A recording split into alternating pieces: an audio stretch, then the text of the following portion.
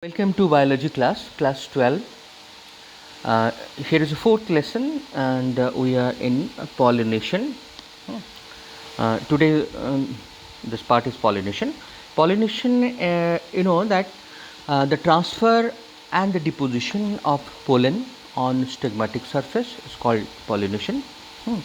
So, pollen will drop straight from the anther to the stigma of the pistil is termed as pollination. Okay, so very simple. Here, but the process is not. The kind of pollination here we know that in this process there are the various type and the different forms are there. So it is there the autogamy, allogamy, cleistogamy, geitonogamy, many are there. So next we can see this part.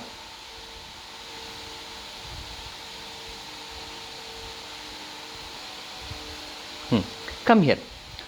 Self pollination, autogamy. From the name, it is not difficult to understand. When the male part and the female part and the pollination in between inside the same flower, that is called autogamy. This autogamy here it can be cleistogamy in the same flower, and it can be the different flower but the same plant. The pollination takes place. You can see that the male and the female flower. This flowers are bisexual flower, but their one part of it, I mean male part or the female part, takes participate in this process. That is called the geitonogamy. In cleistogamy, the flower remain closed to the show that the anther and stigma the never exposed, so it is enclosed. That kind of thing. In cross pollination here also known as allogamy, xenogamy,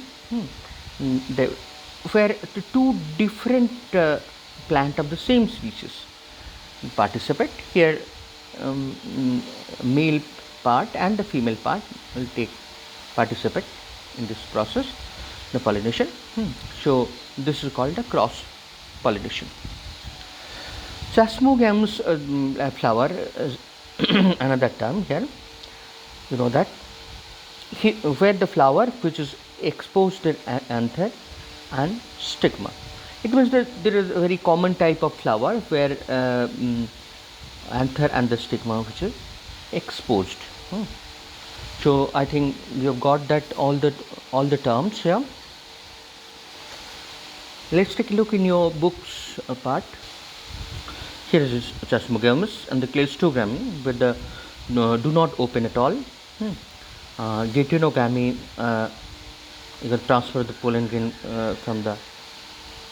from another. It means that same plant is involved but the different flower. Xenogamy, where is the different plants are involved. Now, agents of pollination. Here the major agent, you can see that wind, anemophily, water, hydrophily, insect, entomophily, bird, ornithophily, and bat, chiropterophily. Let's take a look at a glance all this. Agent of pollination. Wind here, the wind acts as the pollinator. So here the flowers are unisexual, anther and stigma well exposed. Here several plants are involved. When water is involved in this process, you know that there are so many aquatic plant, Vallisneria. Okay. So here is the characteristics. Insect entomophily. When insect spreading. So here flowers are showy, colorful, fragrance is there, nectar is there. There is some flower. Bird also acts as a pollinator.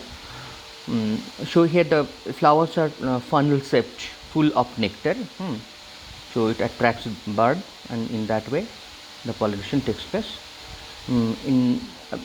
There is few plant where bat also used in pollination. The flowers are large. Here is the Higella pinnata, one flower, you can see that in front of you. The sausage tree, baobab tree. These are the example. Look at here the diagram. Vallisneria, the aquatic plant. In that aquatic plant, the characteristics here, the female flower here exposed outside on the surface of the water, and whereas the male flower or pollen, it will float over it, so that the pollination is easily possible. There are pollen grain in so many species in aquatic form, the long and ribbon like, so they carried passively inside the water. And it means that here the pollen which can float, and very easily they can fertilize. Others example here, bee, butterfly, beetle, wasp, ant, moth. This all are insect. This is the major group. See that the majority of the insect pollination flowers will be large, rich in nectar. Here you can see that the insect here. When insect is moving, especially here I'm talking about honeybee. See that its leg. This leg is called pollen leg. Pollen leg is specially designed. Specially designed it is.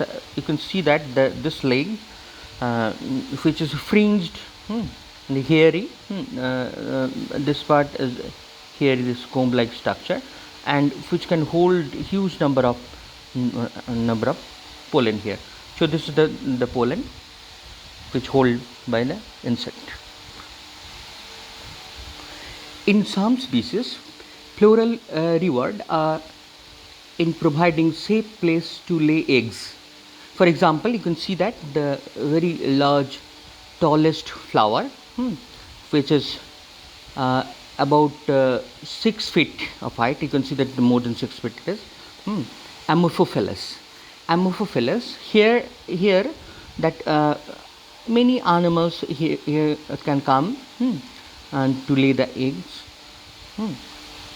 In that way, the pollination takes place. It is so big, so all animals can get inside it.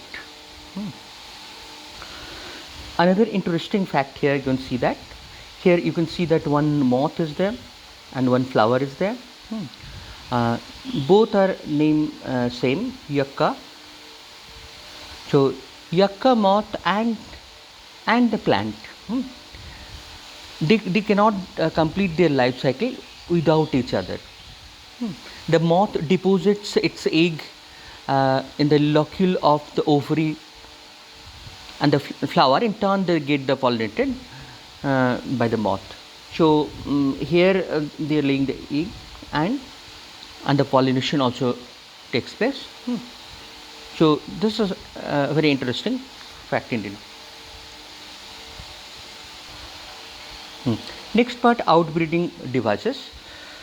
You know that the major flowering plant, they produce their hermaphrodite flower. It means that the male and the female both are there, so they can go for the self pollination.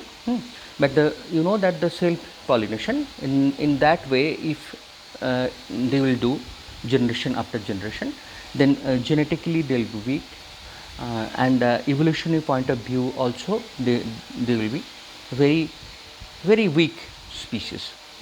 So how they will overcome, how how to overcome that inbreeding depression, that is the question. How to overcome inbreeding depression? Inbreeding, I think you know that this word. It means the selfing. So that same genetic combination is there. And depression, it means that I mean, when inbreeding takes place, the individual are not genetically strong. So the depression, this word is here it is used. Here let's see that there is some measure that they can overcome. In some species, the pollen release and the stigma respectively not synchronized. Not synchronized. So first point here, not non-synchronized maturation. I think you can understand the pollen and the egg, if they will not mature in the same time, so they can prevent the inbreeding. Second point, in some species the anther and the stigma placed in the different position if they are placed, so the if the position is the different, so in that way they can prevent. So third device to prevent inbreeding, self incompatibility. Self incompatibility, it is genetic mechanism, that is process. It means that when selfing will be there and the self pollen will drop to the stigma, it will not fertilize. So this is the third category. There is some plant which can use that. The fourth and the last one here, self pollination is the production of the unisexual flower. So by producing unisexual flower, I think if the unisexual flower it is produced, unisexuality, so in that way it can be you can overcome the process. So that is outbreeding device, and this is the answer of that question. The fourth point you to write, how to overcome inbreeding depression in plant. So next we will discuss the pollen pistil interaction. For today, thank you.